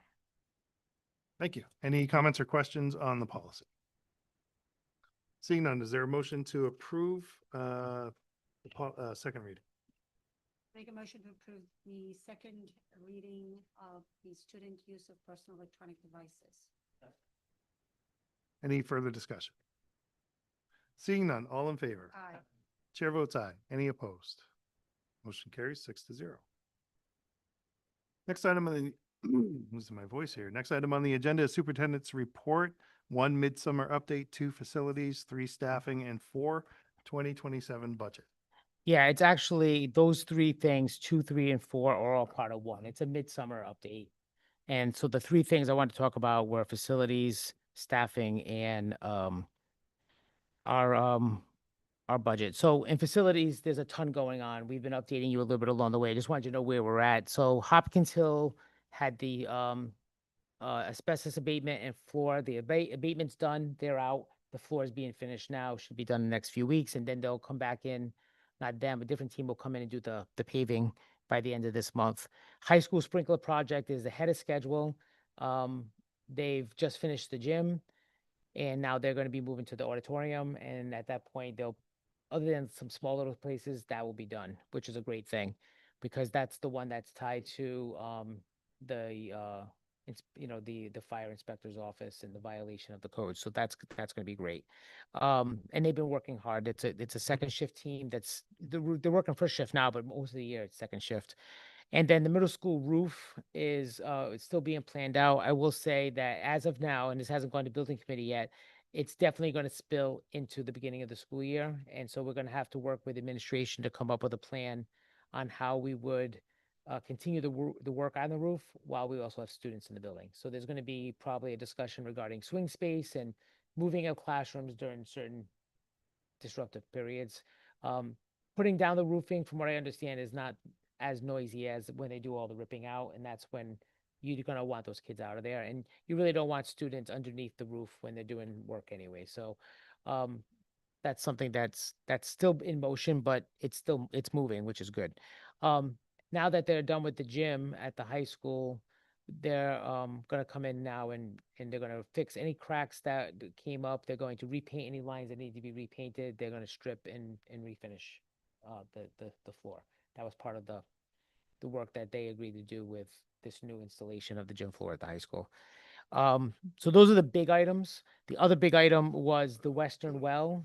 This hasn't been finalized yet either, but we got all the approvals from Department of Health to move forward with the well. That's a huge accomplishment for us. Like, many generations of people are going to be happy that this finally gets done. The only tricky thing is how we're going to do the RFP and how we're going to essentially make this whole thing. This is so funny. How we're going to make this whole thing work, because there's lots of components. Right now, what we're talking about is actually doing 2 RFPs. RFP 1 would be the actual drilling of the well, which could happen within the next month to 6 weeks. And then RFP number 2 would happen in the spring in preparation for the summer. And that's when they would order everything else. And then starting when the kids go out, they do the lines. They're getting a tank delivered because the water tank's going to be outside instead of inside. They're getting a propane tank moved. They're getting a generator installed.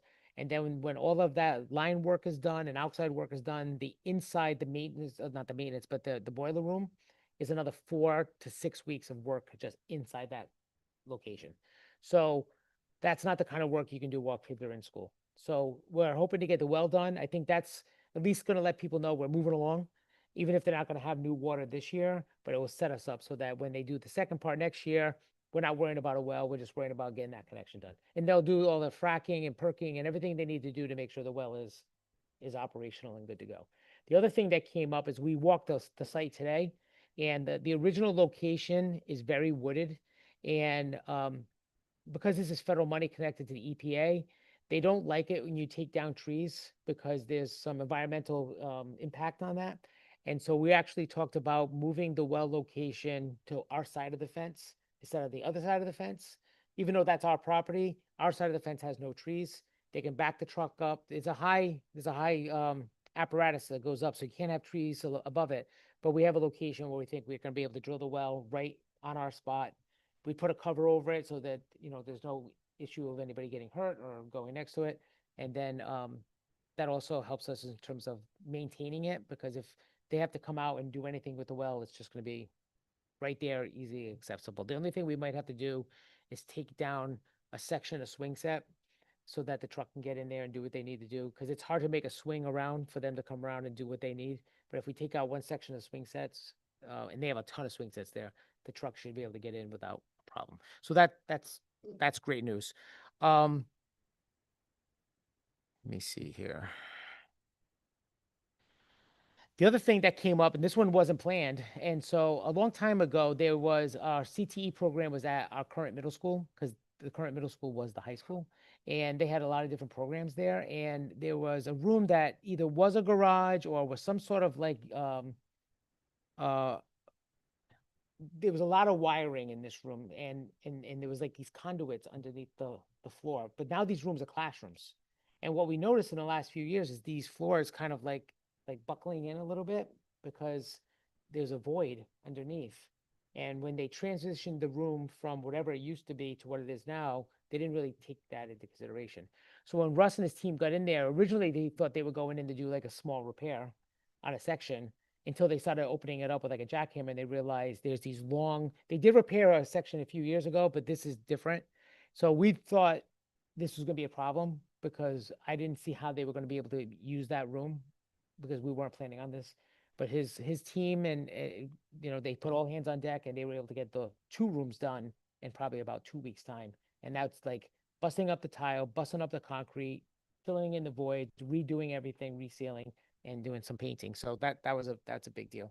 And then this is kind of a good news story. Black Rock School is way ahead of schedule in terms of cleaning. They have a really good head custodian there who's really on top of things. Plus, Russ is taking a different approach this year with the summer work, and he's deploying teams of people to all one location. And then when that location's done, the whole team goes to a different location instead of everybody just doing their own separate school. It's just way more efficient and turnarounds faster.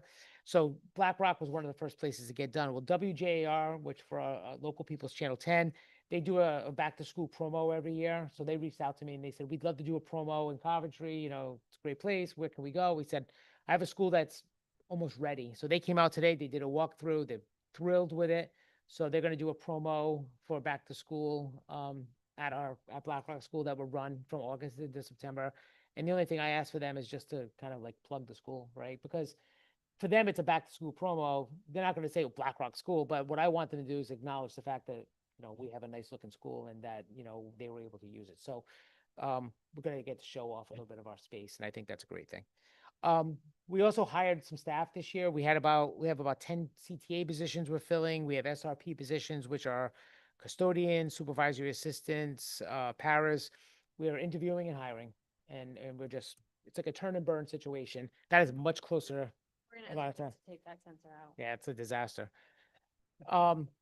So, yeah, I know. Can you just set up your table right there? So we've been hiring people like crazy, and we hired one admin, a new assistant principal at the high school because one of our assistants retired. I'm going to introduce him at the next meeting. So, all the administrators, because they're the ones doing the hiring, they're doing the interviews, they're doing the vetting. So we're good. And the thing is, and I'm not tooting our own horn, but I am. We've never had so many applicants. When we're putting out jobs, we're getting, I don't know, am I wrong? How many applicants did you have for some of those elementary jobs? 140? I mean, we've never had so many applicants. But that means people want to work here, and that's a good thing. Which and it's hard on our people, right? Because when you have 140, there's a pretty good chance you can have 20 great ones. How do you pick one? And then the last thing I want to talk about is just our budget. I just wanted to kind of circle back and talk about how we have to keep an eye on some of the adjustments. State aid adjusted a little bit, so we get a little bit more money in state aid. We're also keeping track on how we make them adjustments to cover the healthcare, the increase in electric, and I think that was, and then position control, something I've talked about a few different times. We really used it this year in a much more efficient way in terms of keeping track of positions. We assigned every employee an identifiable number so we could track their location and their job and their pay and their benefits. So when we're moving things around, everything tracks together so that our forecasting is way more efficient. And I think it took us a little bit longer to get it operating, but now that it's on, I don't know what you thought, Amy, but it's such an efficient way to look at your staffing versus just individual people. When you say, show me all the art teachers in the district, they can sort it like that.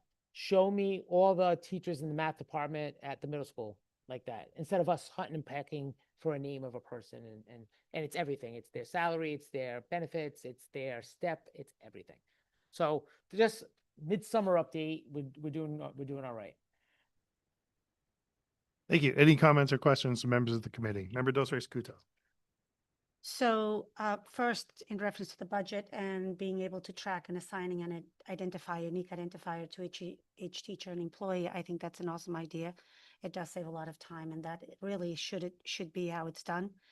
But then my other question is, when it comes to the well and the facilities, the well at Western, and we thought about putting the well on our side of the fence instead of the other where we had to wait to see, waivers and lien, whatever, with the authorization for certain things.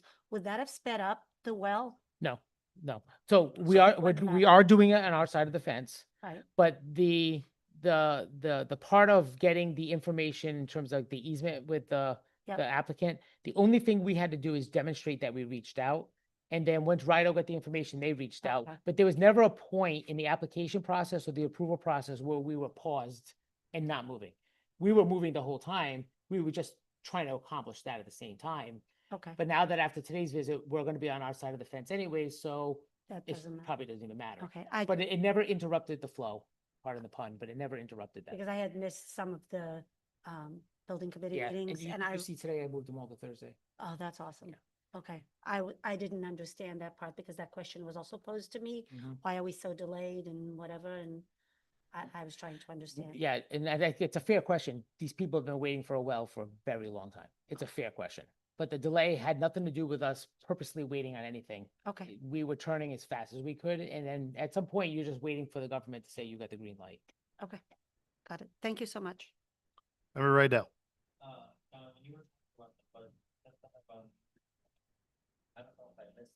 Yeah, I think you might have stepped out. So, what I was mentioning is, a little bit earlier is when we were going over the summary. At the end of the year, we were realizing that our electric bill and natural gas were both coming in higher than we budgeted. And there was kind of two different factors. One factor had to do with this year was a very cold year and we had a lot of snow. And so we were just using more energy and the cost of energy is higher. But the second thing is with the electric, we're involved in this virtual net metering situation where we work with a company that then works with a solar farm, which I think is in Smithfield, and we get credits back to us for the power that they make. And what was happening is the credits are not being applied in a timely, predictable way. And so over the course of the last year or two, forecasting electric billing was a little bit tricky because we didn't have like a fixed sort of billing cycle where you can just say, this is what it's going to cost. And so we had experienced lower bills for the last 2 years. So our prediction for this year, 26, was that you should just sit there, Jim. We're just putting electricity. Yeah, we're doing electric, we're trying to balance the budget. So essentially, we do this in all the rooms. So essentially what ended up happening is we realized this is not working in a way that is allowing us to forecast well. So we need to come up with a way to cover the shortfall for this year. And I think we're going to be able to do that with some other places that came in, I think, in a positive position for us. But we changed our budget for 27, increasing gas, increase in electric, so that we don't hit this situation again next year. So we had to make some adjustments. The good news was right around the same time, our state aid came in a little bit higher. Like Mr. Cambio said earlier, we're talking about the buses being potentially a cost saving, situation. And because we had a lot of retirees, a lot of our hires are coming in at a lower pay scale and a lower benefit package, which is also helpful. Thank you for That's no problem. Any other comments or questions? I have a question. And this is related to facilities. Do we have an update on the high school sewer project and how that's progressing? Yes. So I'll give you the update in two different ways. So the sewer line is in. They're doing connections. They have to put like T connections, I guess, at the different addresses up and down the road. So when people connect, it's in the right spot for where their sewer line comes in. So that's kind of like an individualized basis. So they go property by property down the road and they're putting in these connection joints. They're pretty much done with that. Most of the work on ours is done. The only thing that came up that wasn't part of the original plan, which we actually talked about this a little bit today, is when we looked at the blueprints for the high school and did the planning for this, along with the people from West Warwick treatment, the field house didn't show up on the blueprints because nobody thought about the field house being on the blueprints. And the field house was updated, I want to say in 2012, with a bathroom. And so there's wastewater coming out of there that right now connects to our septic system. It wasn't on the original design because it wasn't on the blueprint. So once we picked that up, we had to put in for like a change order. And we came up with like two different ways of doing it. One was a pump, one was more of a gravity feed to connect it back into the sewer lines that are being put in so that it can go out to where it needs to go. That's all been taken care of, that it's included, but now that work has to happen and that work is on our property. Most of the other work on our property is done except for paving. They have patch paving and the street is going to need paving as anybody who goes down there. But the street paving, I guess, is a little bit of a delay because you're doing so much work in digging. There's some sort of, I'm not an engineer, but there's a certain amount of time you have to wait for everything to settle and compact before you can come through and throw concrete or cement or asphalt on it. So it's like another 90 days or 120 days before you can go back and do like the curb to curb paving. So that is going to be delayed. So we'll probably be in a situation when school starts where reservoirs open, there's no detour, we're running, but the roads are going to be a mess. And then at some point in between there, they're going to come through and pave the road and then come onto our property. They're going to pave up to a certain point, and then we may have to look at our own bond money or capital money to see if we can extend any additional paving that we may need. Thank you. Any other comments or questions? I'll just leave with a comment related to the electricity. And if everyone reads the news, there's going to be a 15% rate hike this winter. So our electricity costs are going to continue to rise. Yeah, and we got into this is the other thing that's challenging, and I know you all want to go, so I'll make it fast. So we were in a rate lock for a few years, And when we entered into that rate lock, it was the lowest it had been. It was during the pandemic. It was like 19 or 20. I don't know if some of you were on the committee. We entered into a new, like, that group is called BlackRock. BlackRock is the guys who handle that. It's a much higher rate lock. And so no matter what, our electric was going to go up. We just thought there would be some offset because of all these credits. But now that the rate hikes are higher, even BlackRock is coming back to us saying, I know you locked in, but we have to make some adjustments here because it's much higher. Oh, boy. All right, moving on to citizens' comments. If anyone gathered here would like to speak, step up to the podium. I see no takers of the room. We have a guy sitting here. I know. Is anyone on Zoom, Jim? Okay. And there is no one on Zoom, so I'm going to close citizens' comments. Next item is scheduling of the next meeting. Is there a motion to schedule the next meeting for August 13th? I make a motion to schedule the next meeting for August 13th at Coventry Public Schools Administration Office. Second. All in favor? Aye. Chair votes aye. Any opposed? Motion carries 6-0. And is there a motion to adjourn at 8:45 PM? Second. All in favor? Aye. Chair votes aye. Any opposed? We are adjourned. Thank you.